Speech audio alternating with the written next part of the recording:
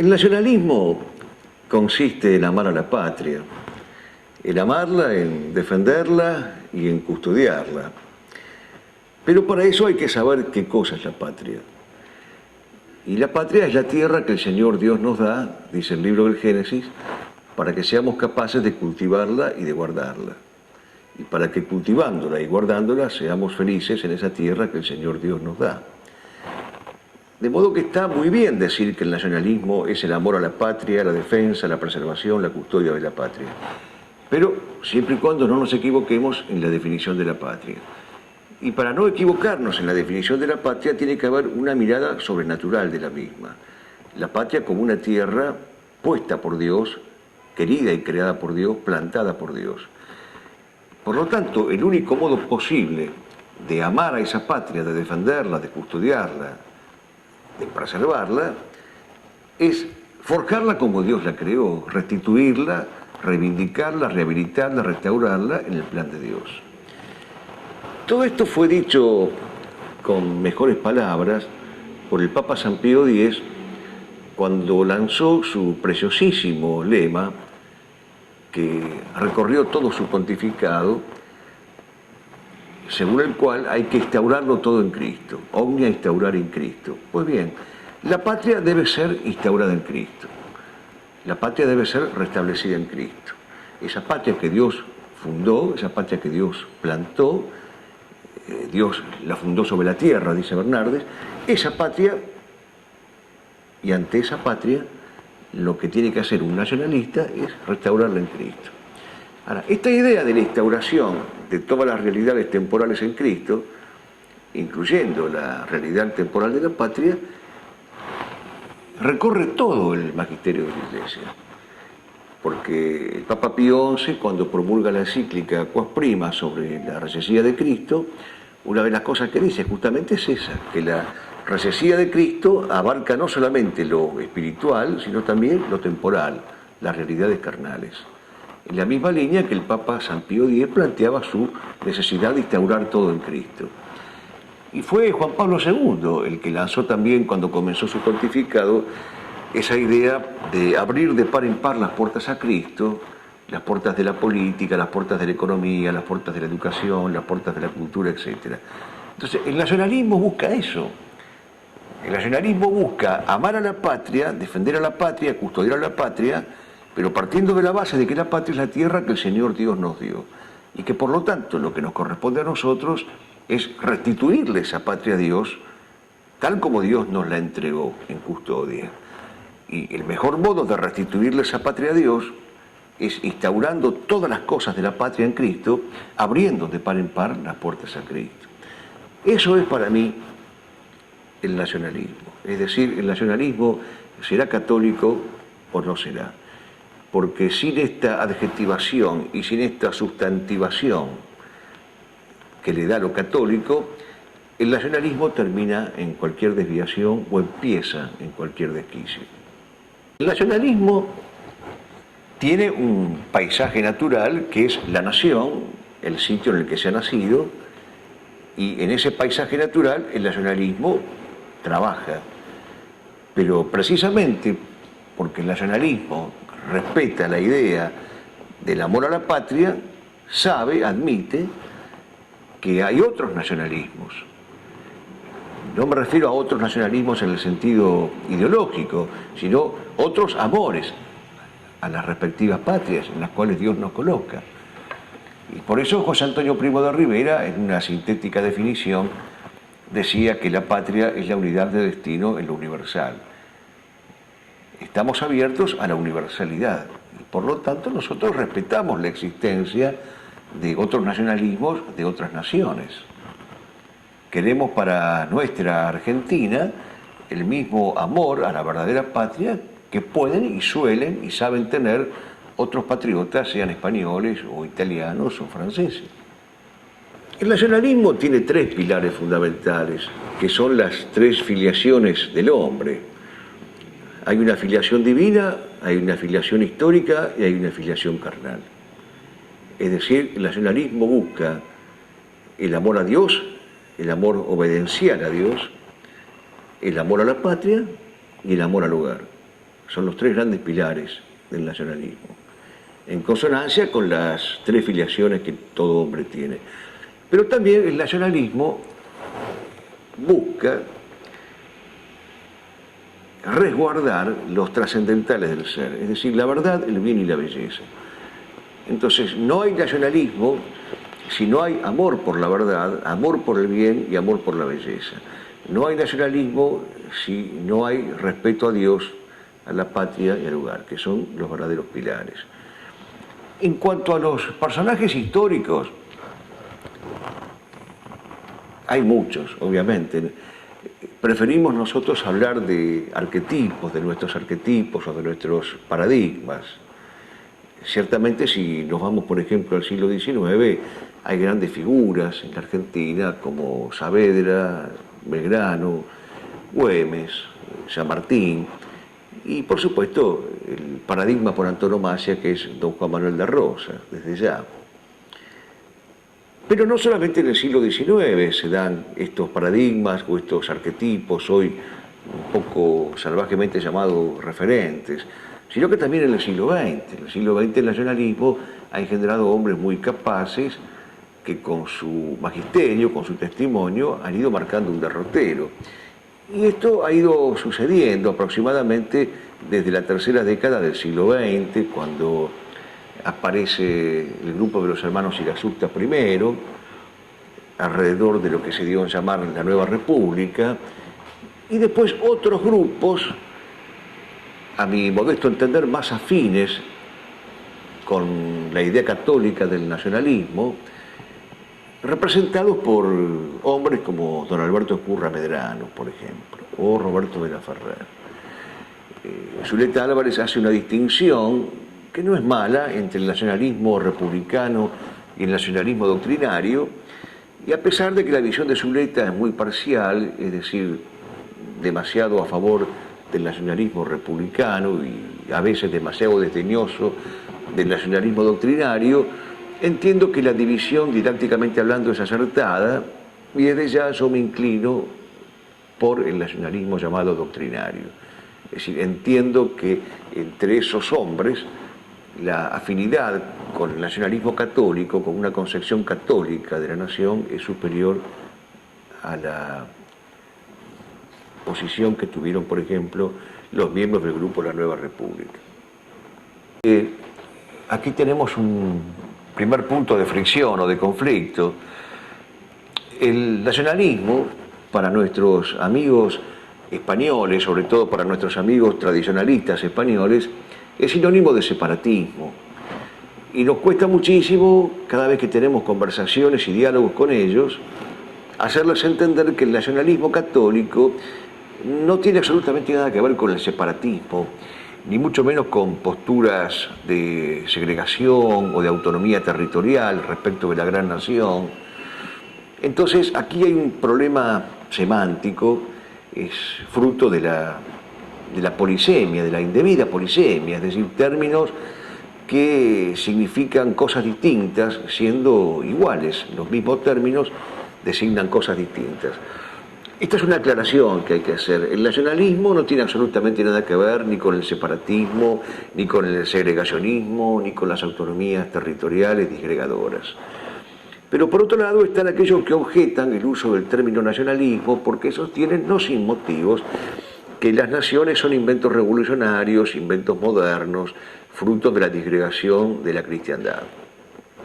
En principio esta objeción es cierta y hasta cierto punto es plausible, pero como bien ha dicho don Rubén Calderón Buchet, justamente en su obra Nacionalismo y Revolución, la paradoja que se da, milagrosa, misteriosa paradoja, es que a la par que la cristiandad desaparecía y que surgían las naciones modernas con un sentido revolucionario, aquí, por lo menos en Hispanoamérica, el nacionalismo se constituyó en el único baluarte defensor de la cristiandad y en el único resto que verdaderamente quería y sigue queriendo es instaurar todo en Cristo, en la patria concreta, en la patria carnal que el Señor nos ha dado.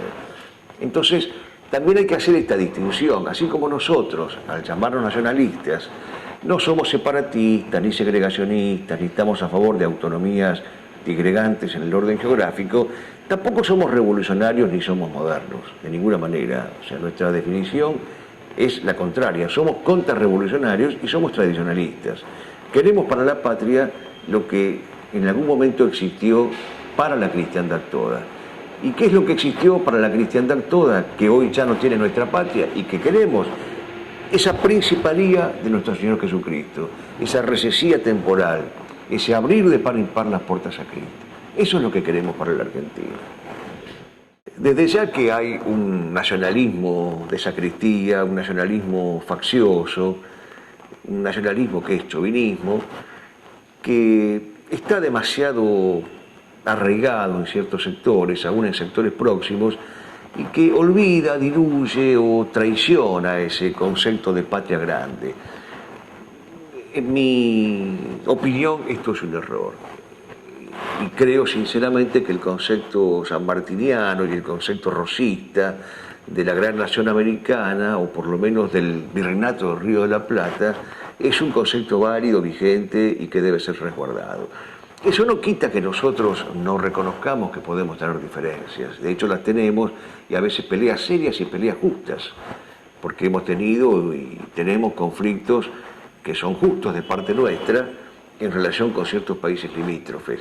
Pero más allá de estas reyertas y de estos conflictos, y por justos que esos conflictos sean, la verdad es que hay una unidad de destino, hay una unidad de origen, y por lo tanto esta patria nuestra no quiere ser un manojo aislado o segregado o disecado, sino que quiere insertarse como gajo vivo en un tronco mayúsculo, en un tronco mayor. Es como una pelea entre hermanos, digamos, cuando hay pelea. Y fue pelea entre hermanos la guerra por la independencia, nuestra misma guerra por la independencia, como lo ha señalado Carbia, ha sido una dolorosísima guerra entre hermanos, porque había realistas que eran americanos y de origen americano, y había nativos, criollos, que estaban con el rey. Fue una dolorosa pelea entre hermanos. Ahora, en algún momento, algunos de estos hermanos se convierten peligrosamente en caínes, y en ese caso no queda otra forma de defensa más que sosteniendo lo propio, aún por encima de los intentos de latrocinio o de homicidio. Estoy pensando, para hablar sin eufemismos, en lo que nos pasó a nosotros con Chile durante la Guerra de las Malvinas, o en lo que nos pasa con Brasil. Indudablemente hay un tronco común, que es el tronco iberoamericano desde ya, pero Chile se portó con nosotros como un país caínico, como un hermano caínico. Lo mismo ha pasado con Brasil y su expansionismo absolutamente desproporcionado e injusto. Entonces, sí, tenemos la idea de la patria grande, tenemos la idea de Hispanoamérica o de Iberoamérica, tenemos la idea de la unidad de destino lo universal, y estamos abiertos a esta fraternidad cristiana en tanto y en cuanto Dios es nuestro Padre común. Pero si estos hermanos se convierten en caínes y sus conductas son caínicas, no queda más remedio que defenderse.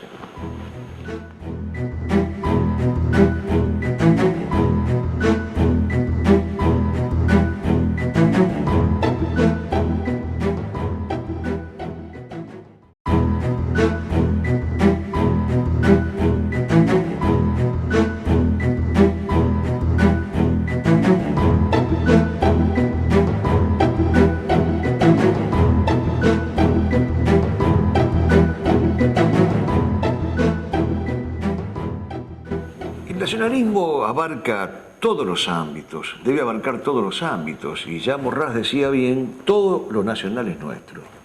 Entonces también es nuestro el patrimonio económico, y por lo tanto el patrimonio económico tiene que ser defendido. Lo que pasa es que la defensa del patrimonio económico no puede ser nunca una defensa aislada.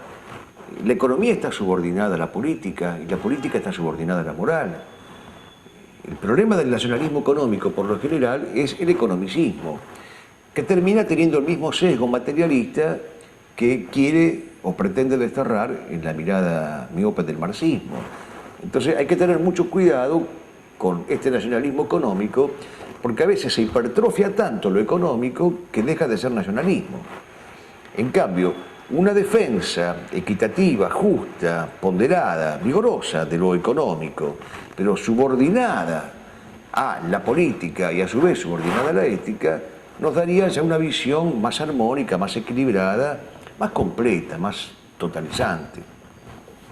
Pero sí, desde ya, el nacionalismo económico es uno de los puntales. Hay que tener en cuenta que cuando el nacionalismo surge en el siglo XX, hablábamos antes de esas dos vertientes, la irasustiana o republicana y la doctrinaria, los hermanos Irasusta justamente se caracterizaron por hacer un noble y recio hincapié en la protección de nuestro patrimonio económico expoliado por la usura y expoliado por los grandes capitales extranjeros y expoliado por el imperialismo norteamericano y por el imperialismo británico.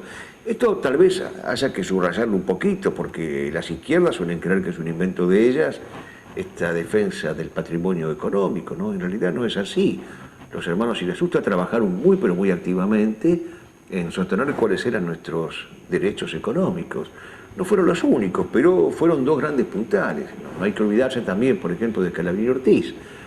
Pero la mirada de los hermanos Irasusta fue una mirada, yo diría, un poco más omniabarcadora, más humanista, más política, más ética, tal vez menos técnica. Pero, insisto, hay que subrayarlo porque los marxistas están convencidos de que ellos son los únicos que han hablado de la defensa de la economía en la Argentina, ¿no? El argentino no quiere que le pongan la mano en el bolsillo, ni individualmente ni como país, pero políticamente hablando, no. Este es un país, como decía el padre Castellani, no subdesarrollado, sino arrollado. Es un país expoliado, de manera tal que una política económica nacionalista no existe en la Argentina de hoy. Sí existen voluntades aisladas de personas que quieren defender lo nuestro. La nación es el sitio en el que se ha nacido. En ese sentido, natus, nación, está indicando un origen, está indicando un arraigo, está indicando un sitio particular y específico. Y en ese sentido también la idea de nación es fácilmente analogable o asociable al concepto de patria. Así que el nacionalismo, cuando habla de nación, está haciendo referencia a un concepto análogo al concepto de patria. Bueno, Oliveira Salazar, que era justamente un gran católico y un gran nacionalista portugués, decía: el Estado es el ministerio de Dios sobre la tierra para asegurar el bien común.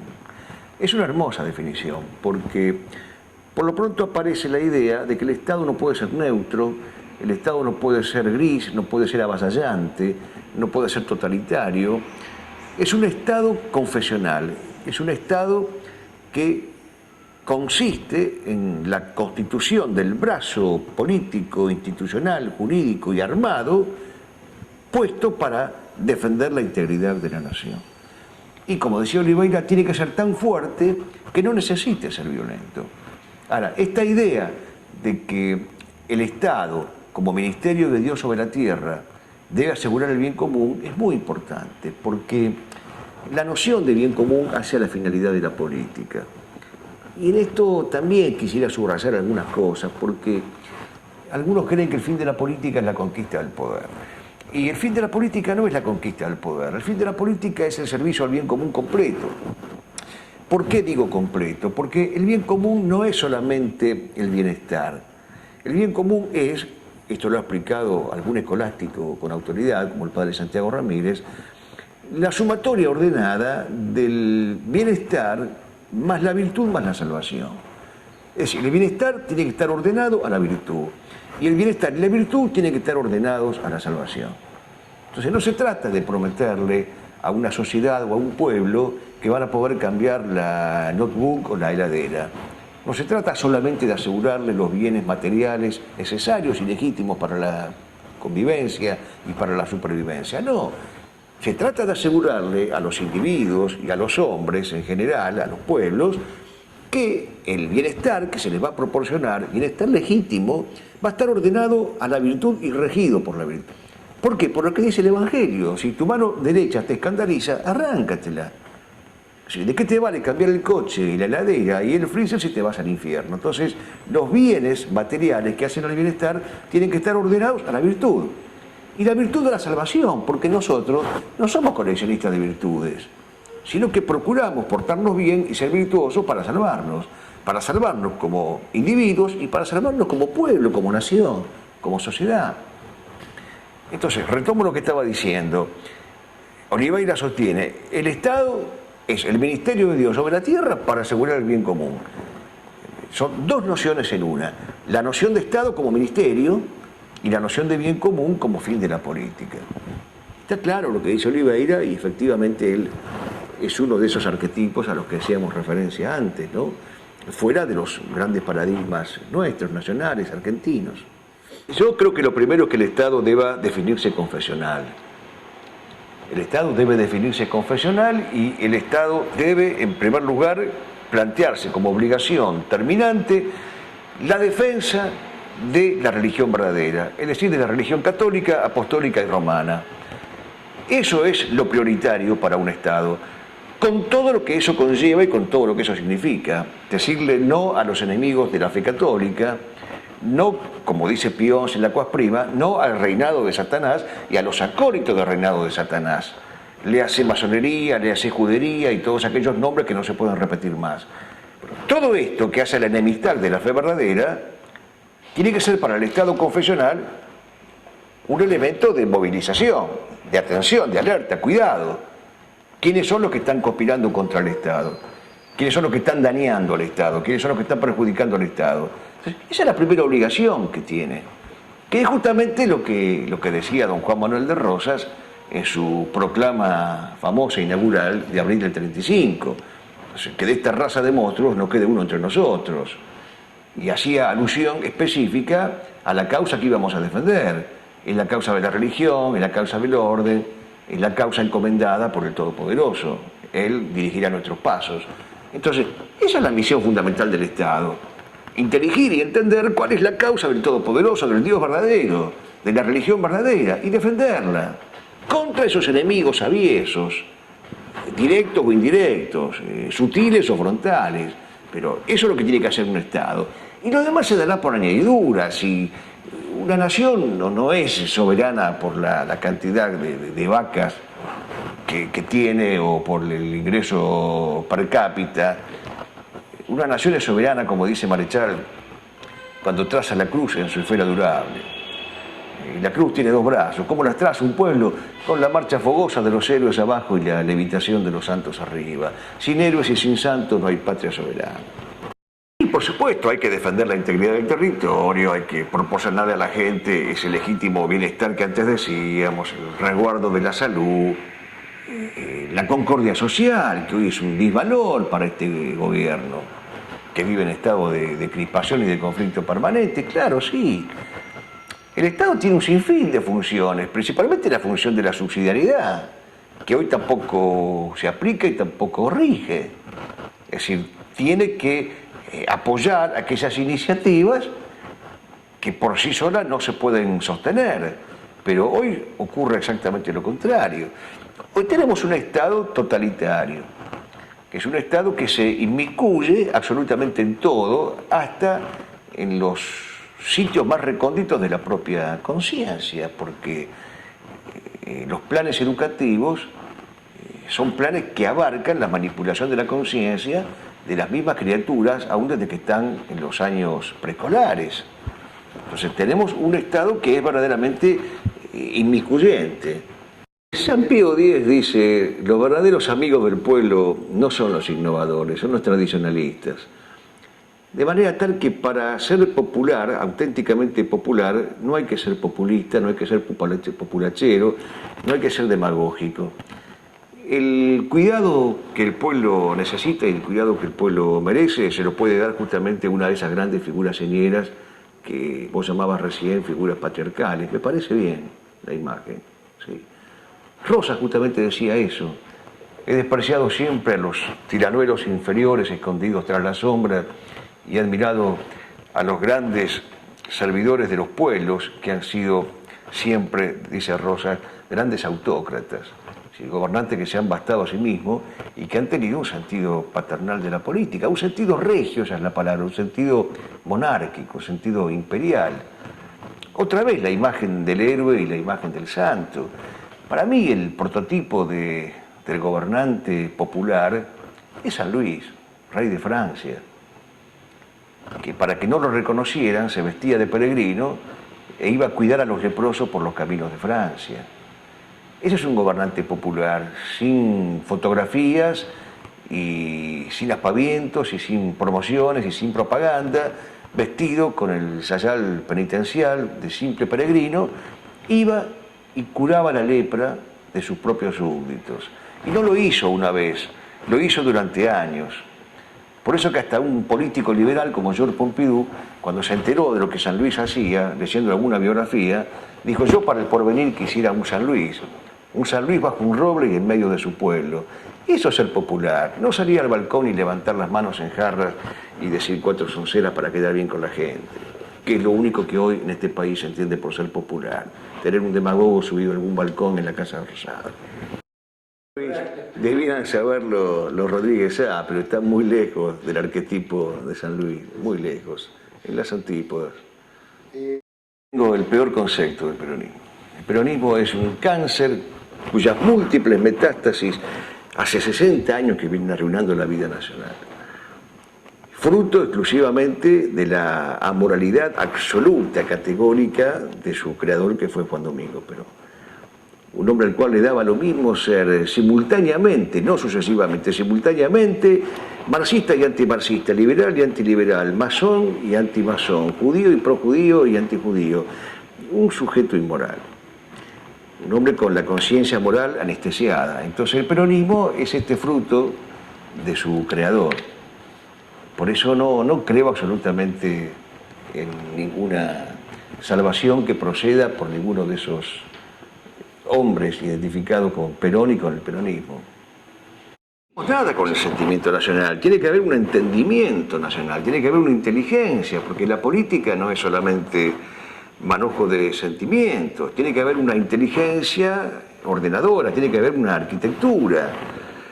Entonces, claro, sí, los últimos 80 años, por supuesto, que ha habido intentos individuales, intentos aislados, de regir mediante esa arquitectura los destinos de la patria, pero no han sido poder desde ya.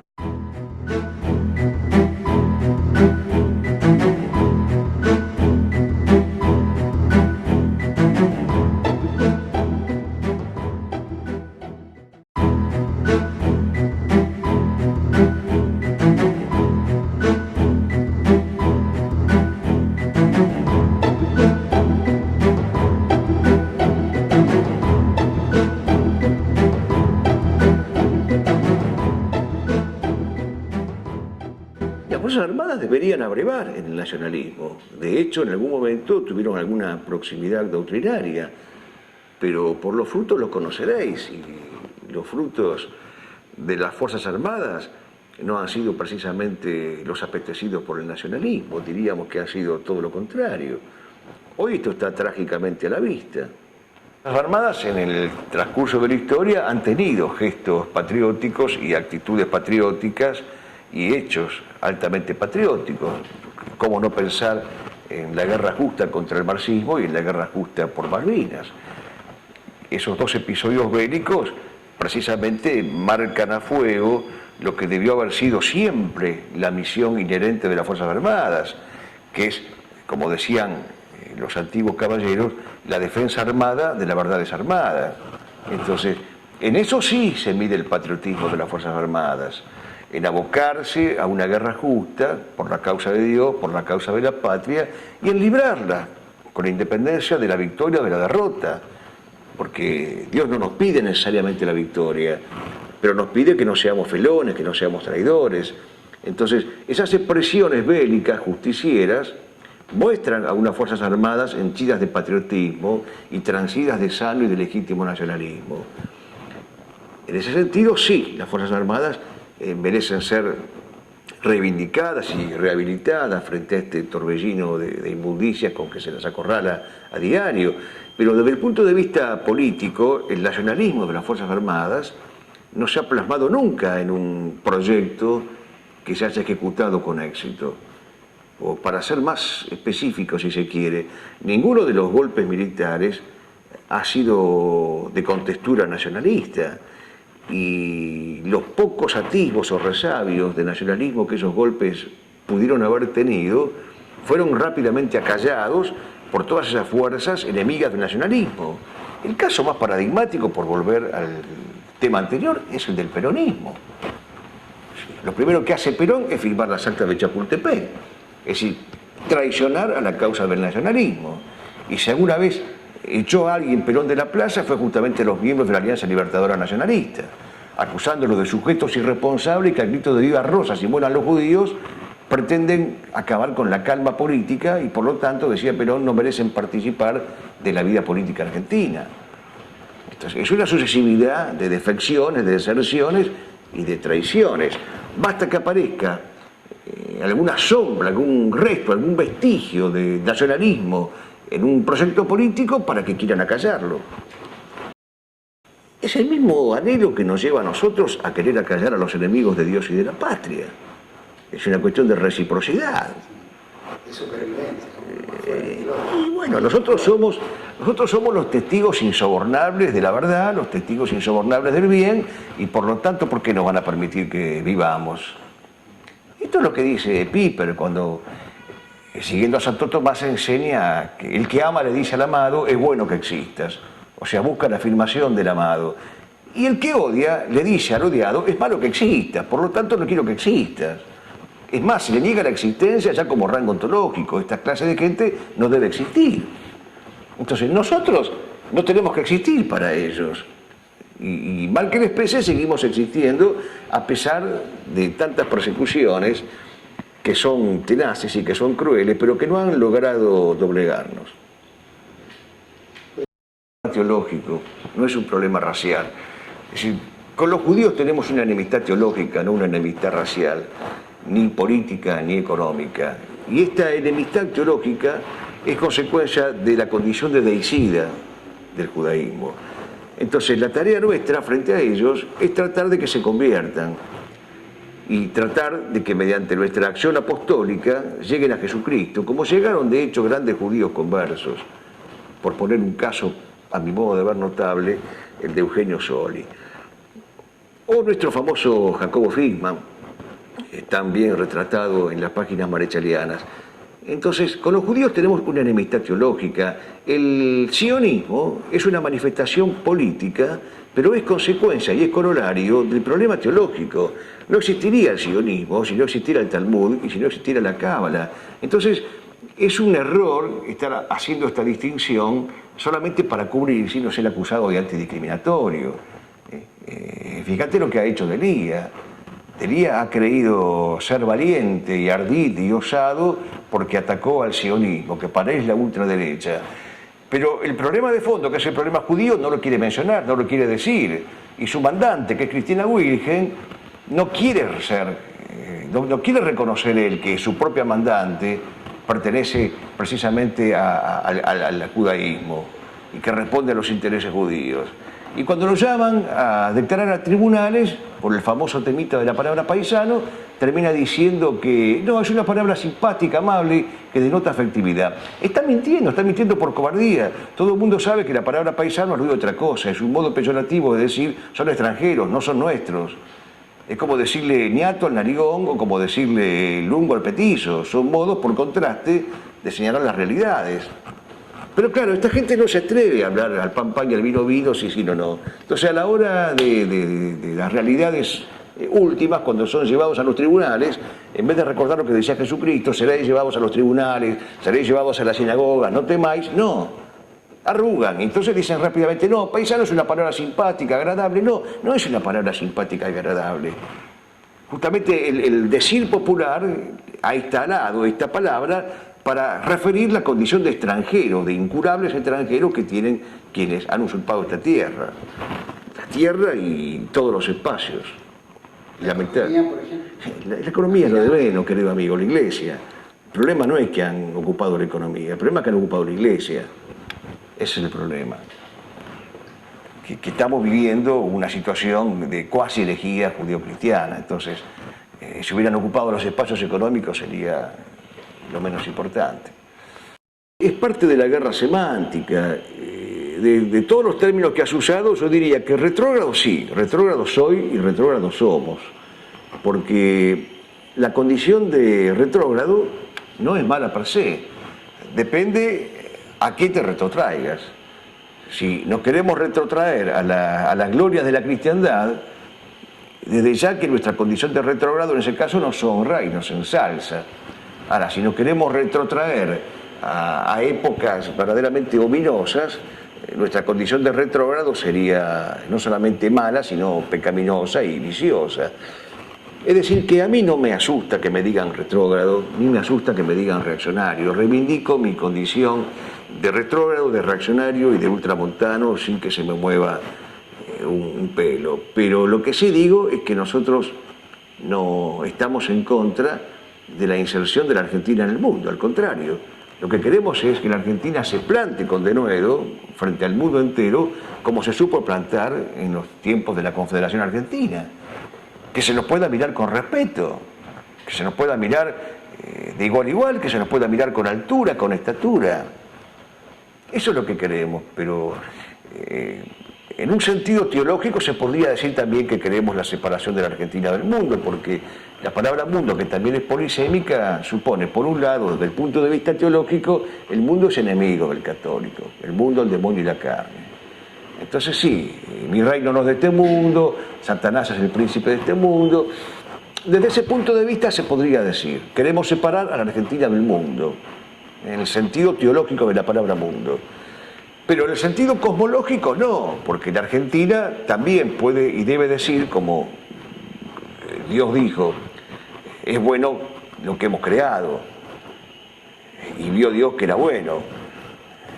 Entonces, evidentemente hay una concepción cosmológica del mundo contra la cual nada tenemos. Si la inserción de la Argentina en el orden de las naciones y en el contexto general de las naciones, eso no puede tener nada de malo.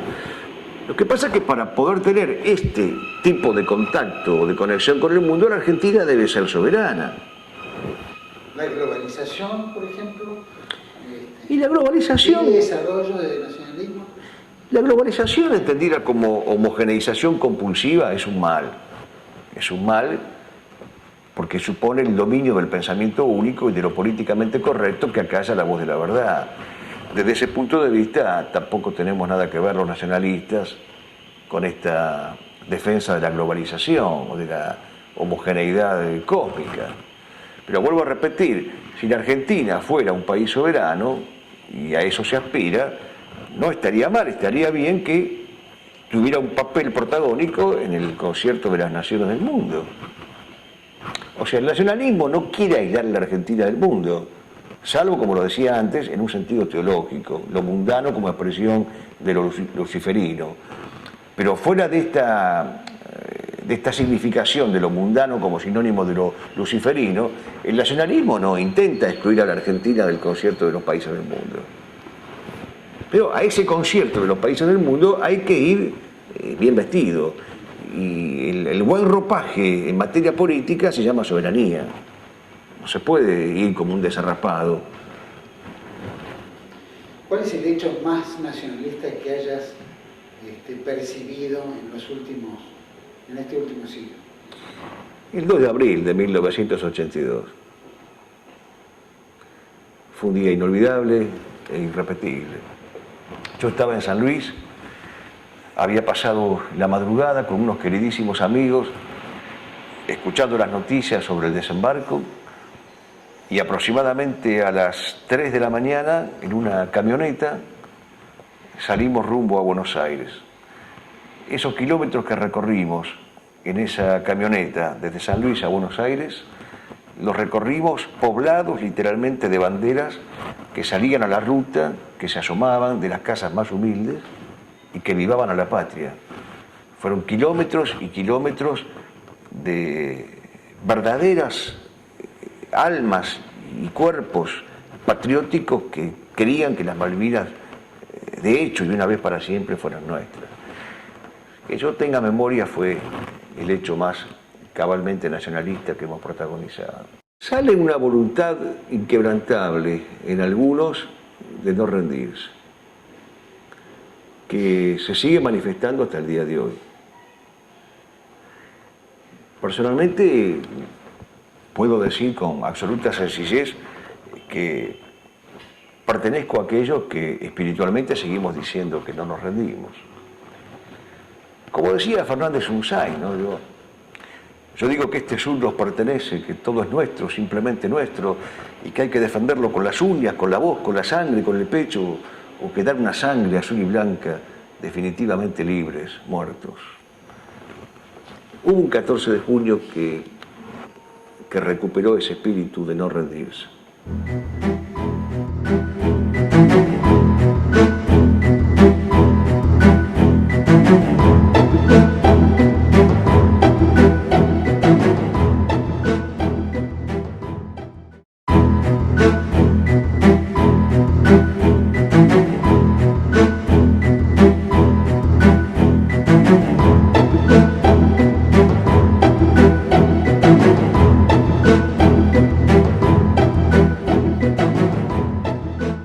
Creo que lo que Argentina hizo respecto de los países que la apoyaron durante la Guerra de Malvinas no siempre fue equitativo, no siempre fue generoso, porque hubo un aprovechamiento de las circunstancias y después hubo también un darle la espalda, eso es cierto. Hubo una cierta ingratitud de parte de la política argentina, eso es verdad. Pero, el proceso de tratar de... y porque es parte de esta ausencia de un Estado ético. Un Estado ético no hubiera permitido jamás esa reticencia para conservar el agradecimiento. Ser agradecido es propio del buen caballero, es propio del hombre bien nacido ser agradecido. Y con el Estado pasa lo mismo, o sea, si el Estado nacional no es un Estado caballeresco, hablando figurativamente, metafóricamente, si no es caballeresco es felón. Y entonces un Estado felón se aprovecha de la ayuda en un momento en que uno está caído y después vuelve el rostro hacia otro lado y se olvida de la deuda de gratitud.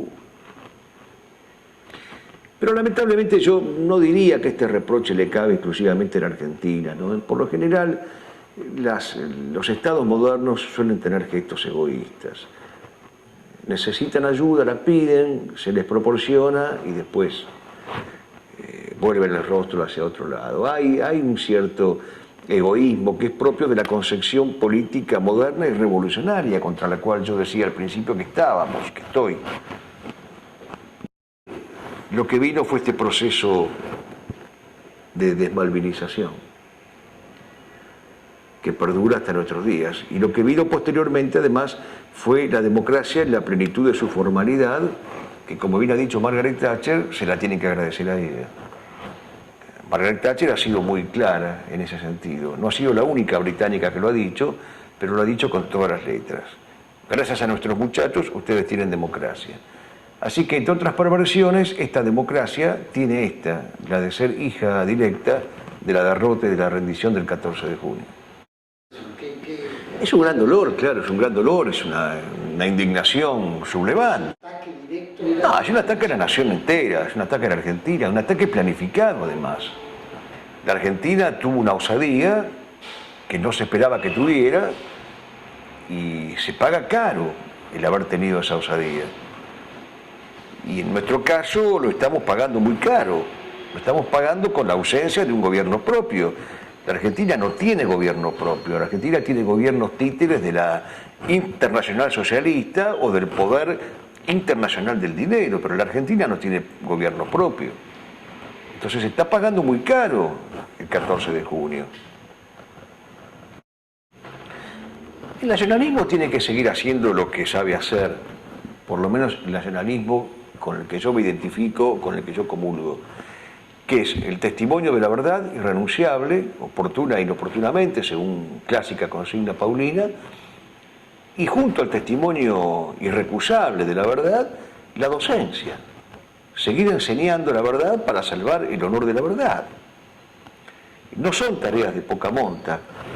Yo sé que no son tareas bien vistas por los activistas y por los exitistas y por los que creen que el fin de la política es el poder, pero el fin de la política no es el poder. El fin de la política es el bien común Y en la medida en que nosotros podamos y debamos salvar el honor de la verdad mediante nuestra docencia, nuestro apostolado, nuestro magisterio y nuestro testimonio, en esa medida el nacionalismo seguirá incólume y sin rendirse, pase lo que pasare. Aquí el testimonio tiene que ser completo, el testimonio de palabra, testimonio de obra y, si Dios lo permitiera y lo pide, testimonio de sangre. Al fin, no, digo simplemente que al fin de cuentas, a la hora de elegir sus blancos, la guerrilla no eligió ni a los hombres de éxito ni a los hombres de acción, sino que eligió a dos contemplativos como eran Yenta y Saccheri. Los mataron a ellos porque ellos eran los que más molestaban. ¿Y por qué molestaban tanto? Porque eran testigos. Eran testigos de la verdad, del bien y de la belleza. Eran testigos de Dios, de la patria y del hogar. Ese es el rumbo que debe seguir el nacionalismo. Ese es el itinerario. En el siglo XXI, en el siglo XX o en el siglo que Dios disponga que el mundo siga existiendo. Un personaje que entre dentro de tus cualidades, futuro gobernante de la Argentina. No. Rotundamente no. ¿Alguien del campo nacional de repente? No sé lo que es el campo nacional, pero ya cuando me hablan de campo nacional saco el revólver, porque por lo general es un eufemismo para encubrir el campo antinacional disfrazado y camuflado. No creo nada de eso, querido amigo, no, al contrario, si no fuera una obscenidad a la que no estoy acostumbrado, haría un parafraseo del señor Duhalde y diría que la dirigencia argentina política es una mierda, incluyéndolo a él, que él mismo lo ha dicho. Entonces, imaginemos que si esta es la confesión de alguien involucrado e interesado y con aspiraciones presidenciales, ¿qué puedo decir yo que estoy absolutamente en las antípodas? O sea, si para él, que es un hombre del campo nacional, esto es la dirigencia política, ¿qué puede ser para mí que no creo nada de esto? Y que rechazo todo esto, impugno todo esto y considero que es una perversión inherente, ingénita, que debe ser destruida para que viva la patria. La única razón que tenemos para seguir adelante es esta: lograr que la patria viva. La patria no va a vivir mientras la asfixie el régimen, mientras la asfixie el sistema, mientras la asfixie el modelo. De la cantidad de grupos que se llaman nacionalistas hoy en la Argentina, ¿te sentís identificado alguno? ¿Le aconsejarías algo a ellos? O No. que hagan lo que saben. No van a escuchar ningún consejo mío, Juan Manuel. Estamos casi siempre en posiciones distintas. Ya sea nos separa el peronismo, la mayoría de los grupos nacionalistas son peronistas y yo considero que el peronismo es un error gravísimo, un vicio, ya lo he dicho. Otros están en una posición partidocrática, estoy en contra de los partidos políticos. Otros están en la alegre inserción en el sistema, estoy en contra de la inserción en el sistema. De manera tal que seguiré repitiendo con Santa Teresa de Jesús: es preferible la verdad en soledad al error en compañía. Y dentro del arquetipo político entra que una monarquía, ¿cuál es el concepto mucho más cercano? El príncipe cristiano, don Juan Manuel de Rosas, a quien Sarmiento, creyendo que lo descalificaba, imbécil de él, lo llamó el Felipe II de América. Un varón sin codicia que vuelva del desierto y en las ruinas de las viejas ciudades elija el tronco de tu lumbre. Por favor, eso es lo que se necesita. Un príncipe cristiano, un varón de la estirpe de los caudillos. ¿Se terminaron todos los caudillos? ¿No hay caudillos? Hoy se ven tantos caudillos en las provincias. No hay ningún caudillo que uno diga... Son, como decía Rosas, ¿no? Caudillejos de barrios escondidos tras las sombras. No, Dios sabrá a su turno a quién proveerá, porque, como decía Anzuategui, a Dios a veces le gusta empeñarse a fondo, así que una vez a Dios se empeña a fondo y forja un buen caudillo, ¿no? Que salga alguno y sea buen soldado, pero... No, en principio no se ve en el horizonte de la dirigencia nacional ninguna persona con estas cualidades. El caudillo debe ser un hombre decente, debe ser un hombre pro, un hombre justo, un hombre ilustrado, un hombre sabio, un hombre equitativo. No existe esa clase de varones en la dirigencia política argentina. Lo cual no quiere decir que no vaya a existir, porque también enseñaba Morrás que la desesperación en política es una estupidez. Bueno, hay que aguardar, el viejo verso de Bocos. Yo sé que en todas casas, yo sé que en todos lados hay semillas de tus claros varones aguardando surcos de gestación en maravilla. Bueno, claro, está bien. Hay claros varones aguardando surcos de gestación en maravilla. Estarán en agraz, estarán en potencia. Hay que rogar para que Dios nos crea merecedores de que esas potencialidades se conviertan en actualidades. Pero lo que tenemos hoy a la vista es lodo. ¿Qué mensaje le daría vos a los argentinos de hoy al futuro? Tienen que conocer la historia verdadera de nuestra patria. Por aquello que decía Hugo Boas, la patria es ante todo la historia verdadera de la patria.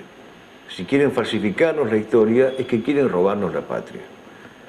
De modo que lo primero que se impone hoy ante esta campaña insidiosa de tergiversación del pasado reciente y del pasado antiguo, lo primero que se impone hoy para un argentino que quiera cooperar al bien de su patria es tener un conocimiento acabado de la verdadera historia y luego obrar en consecuencia. Recuperada la memoria, se podrá entonces dar el paso mínimo necesario para intentar recuperar el presente que está en manos del enemigo de esa patria que tanto amamos. Esto por un lado, el deseo, el anhelo, el consejo, la necesidad de un conocimiento claro y acabado de nuestra historia patria. Pero por otro lado hay otro concepto, es el concepto de resistencia. Toda reconquista empezó siendo siempre una resistencia, aún en un lugar reducido. Se resistió en Sagunto, se resistió en Numancia, se resistió en el Alcázar de Toledo, se resistió en la Vuelta de Obligado.